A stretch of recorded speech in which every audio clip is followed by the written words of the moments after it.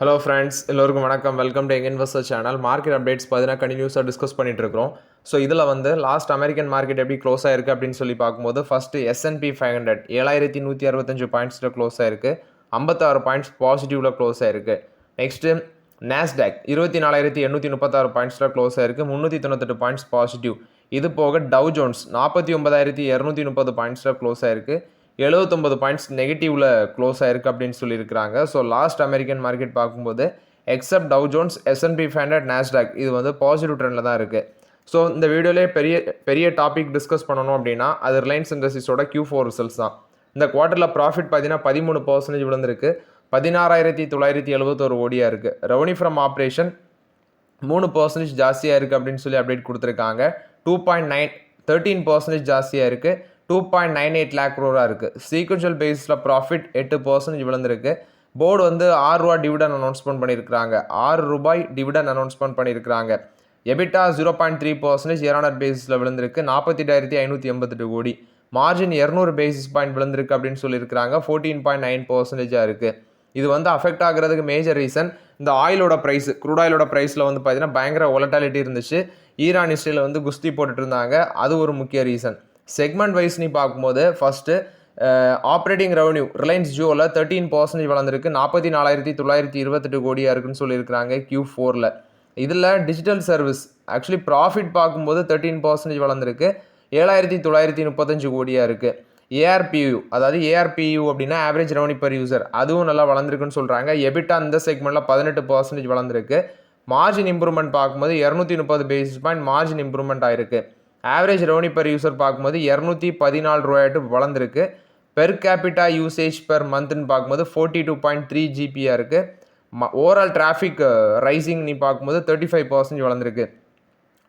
Net addition 9.1 million users, அதாவது net addition 9.1 million users. இது ஜியோ பிளாட்ஃபார்மை பொறுத்த வரைக்கும் segment wise report. Next Reliance Retail, இதில் ப்ராஃபிட்டபிலிட்டி மார்ஜினாக தான் இம்ப்ரூவ் ஆயிருக்கு. நெட் ப்ராஃபிட் 3,563 கோடி, ஜஸ்ட் 0.5% வளர்ந்துருக்கு. இதில் ஆப்ரேஷன்ஸ் ரெவன்யூ ஃப்ரம் ஆப்ரேஷன்ஸ் 87,344 கோடியாக இருக்குது. 11% வளர்ந்துருக்கு. கிராஸ் ரெவன்யூ 98,232 கோடி, இது 11% வளர்ந்துருக்கு. எபிட்டா 3% வளர்ந்துருக்கு.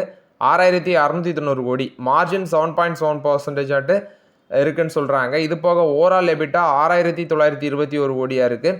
இது 3% வளர்ந்துருக்கு. மார்ஜின் ஓவரால் மார்ஜின் 7.9% இருக்குது. ரீட்டைல் பிஸ்னஸ் 13% வளர்ந்துருக்கு. 1,581 கோடியாக இருக்குது. Store addition plus infrastructure expansion rapid அக்ரெசிவாக பண்ணியிருக்கிறாங்க. என்ன ஃபினான்ஸ் காஸ்ட்டு ஒரு 23% டிக்ளைன் ஆயிருக்கு. 525 கோடியாக இருக்குது.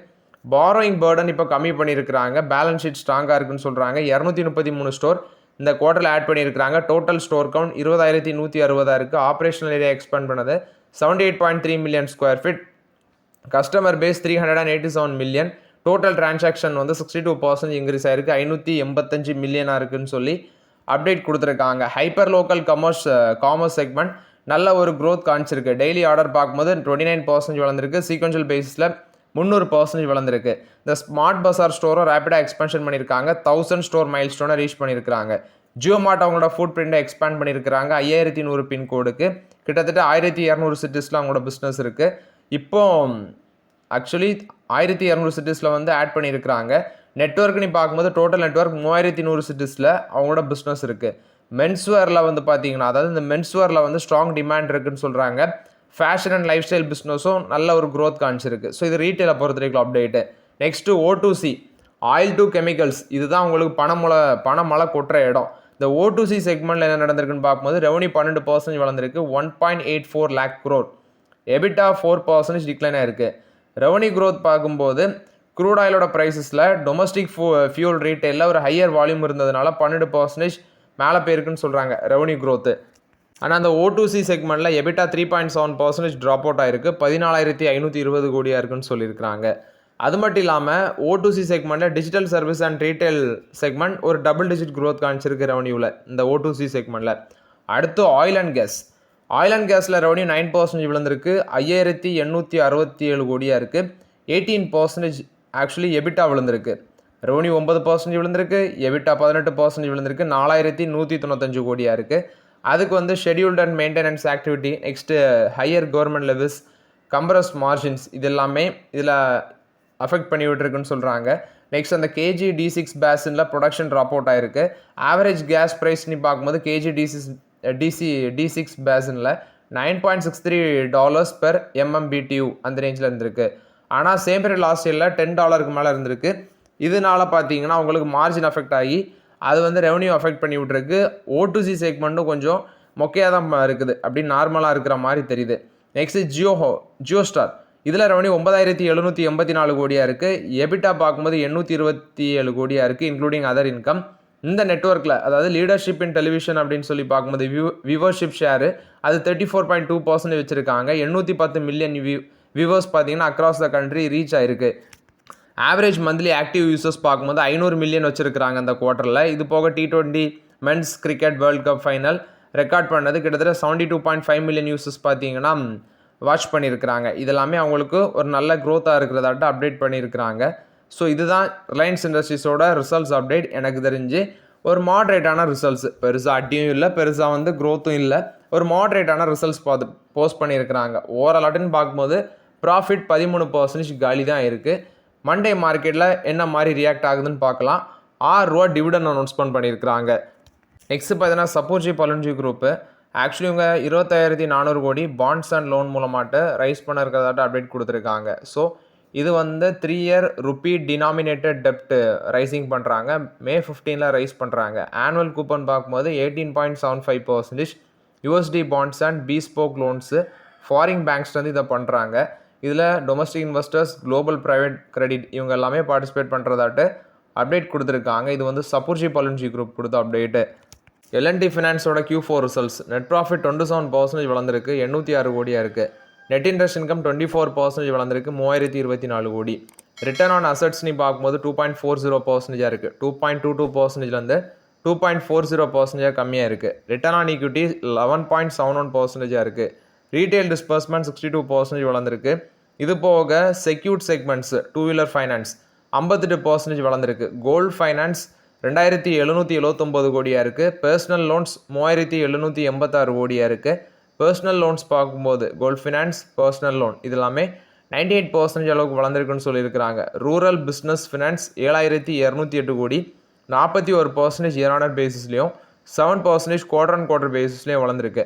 Net interest margin plus fee அது வந்து 60 பேசிஸ் பாயிண்ட் சீக்வென்ஷியல் பேசிஸில் வளர்ந்துருக்கு, 10.47% இருக்குது. கிரெடிட் காஸ்ட் பார்த்தீங்கன்னா 2.64% டிக்ளைன் ஆயிருக்கு.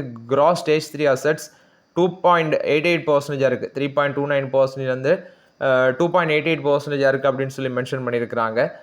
நெட் ஸ்டேஜ் 3 அசட்ஸ் பார்க்கும்போது 0.97%லேருந்து 0.96% கம்மி பண்ணியிருக்கிறாங்க. Weighted average cost of borrowing 7.17% இருக்குது, 67 பேசிஸ் பாயிண்ட் டவுன் ஆயிருக்கு அப்படின்னு சொல்லியிருக்கிறாங்க. இது L&T ஃபினான்ஸ் போஸ்ட் பண்ண ரிசல்ட்ஸ் அப்டேட். L&T ஃபைனான்ஸோட ஷேர் ப்ரைஸ் பார்க்கும்போது 291 இருக்குது. ஒரு ஃப்ளாட் நெகட்டிவ் ட்ரெண்டில் லாஸ்ட் மார்க்கெட்டில் க்ளோஸ் ஆயிருக்கு. பட் அது இப்போதே கொஞ்சம் எக்ஸ்பென்சிவ் ஆகிடுச்சு. முன்னாடியே கன்சிடர் பண்ணியிருந்தீங்கன்னா ஒரு வருஷத்துக்கு முன்னாடி கன்சிடர் பண்ணியிருந்தோன்னா ஓகே. பட் இப்போ ரொம்ப எக்ஸ்பென்சிவாக இருக்குது. கிட்டத்தட்ட புக் வேல்யூ 112 இருக்குது. ஸ்டாக்கோட ப்ரைஸ் பார்க்கும்போது 290. அப்படி பார்த்தீங்கன்னா கிட்டத்தட்ட 3 டைம்ஸ் கிட்ட 2.5 டைம்ஸ் மேலே ஏர்னிங்ஸ் இருக்குது. புக் வேல்யூ வச்சு பார்க்கும்போது 2.5 டைம்ஸ் மேலே இருக்கிறதுனால இப்போதைக்கு வேடிக்கை மட்டும் தான் பார்க்க முடியும் இந்த பங்கில். ஜூன் 2025 மட்டும் பார்க்கும்போது இவங்க 200 பிரான்ச்சஸ் ஆட் பண்ணியிருக்கிறாங்க. 330 பிரான்ச்சஸ் Q4 ஃபினான்ஷியல் 26 வச்சுருக்கிறாங்க. இதில் டிவிடெண்ட் இந்த கம்பெனி கொடுக்குறாங்க. ஆக்சுவலி டிவிடெண்ட்னு பார்க்கும்போது ₹2.75 டிவிடெண்டு, ஃபேஸ் வேல்யூ ₹10. ஆக்சுவலி அவங்க வந்து ஆனுவல் ஜெனரல் மீட்டிங்கில் ரெக்கார்ட் டேட் ஃபிக்ஸ் பண்ணிவிட்டு அதில் வந்து 30 நாளுக்குள்ளே அந்த டிவிடெண்ட் பேமெண்ட் ஆகும் அப்படின்னு சொல்லி அப்டேட் கொடுத்துருக்காங்க. ஸோ இது வந்து L&T ஃபினான்ஸ் கொடுத்த அப்டேட்டு. சுமிட்டோமோ மிட்சுபிஷி இவங்க வந்து 1075 கோடி ஒரு NBFC கம்பெனி, நான் பேங்கிங் ஃபினான்ஷியல் கம்பெனியில் நாங்கள் இன்வெஸ்ட்மெண்ட் பண்ண போகிறோம் அப்படின்னு சொல்லி அப்டேட் கொடுத்துருக்காங்க.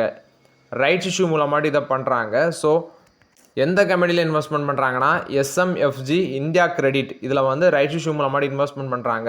ஆக்சுவலி இந்த கம்பெனியோட அசட் அண்டர் மேனேஜ்மெண்ட் 64,100 கோடி, டிஸ்பர்ஸ்மெண்ட் 39,500 கோடி.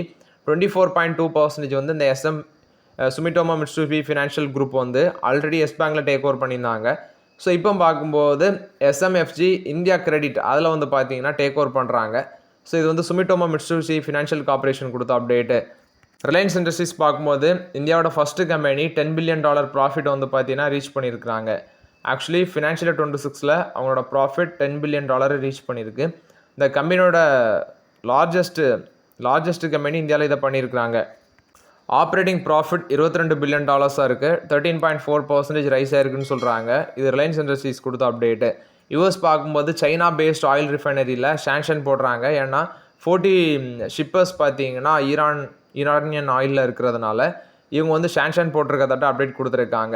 ஏன்னா இவங்க ஈரானியன் ஆயிலை வந்து டிரான்ஸ்போர்ட் பண்ணுற பேசிஸில் இதை பண்ணியிருக்கிறாங்க. யூஎஸுக்கு அவங்க மட்டும் தான் நல்லா இருக்கணும், வேறு யாருமே நல்லா இருந்துடக்கூடாது. அதுதான் யூஎஸோட ஏமாக இருக்குது. 27 ஈக்விட்டி மியூச்சுவல் ஃபண்ட் பார்க்கும்போது 10% ரிட்டர்ன்ஸ் கொடுத்துருக்கு எஸ்ஐபி இன்வெஸ்ட்மெண்ட்டில். ஸோ இதில் ஃபஸ்ட்டு பார்க்கும்போது அந்த சார்ட்டை நான் காட்டுறேன். ICICI Prudential mid cap fund இதோட XIRR பார்க்கும்போது 21.09% இருக்குது. 1,32,508 அந்த ரேஞ்சில் 1,32,518 இருக்குது.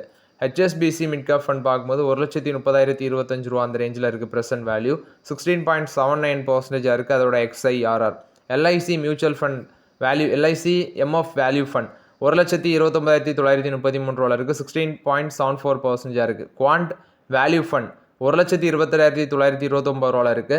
14.91% XIRR இருக்குது. Trust MF mutual small cap fund 1,22,613 இருக்குது. 14.37% இருக்குது. யூனியன் ஸ்மால் கேப் ஃபண்ட் 1,22,449 இருக்குது. 14.1% XIRR இருக்குது.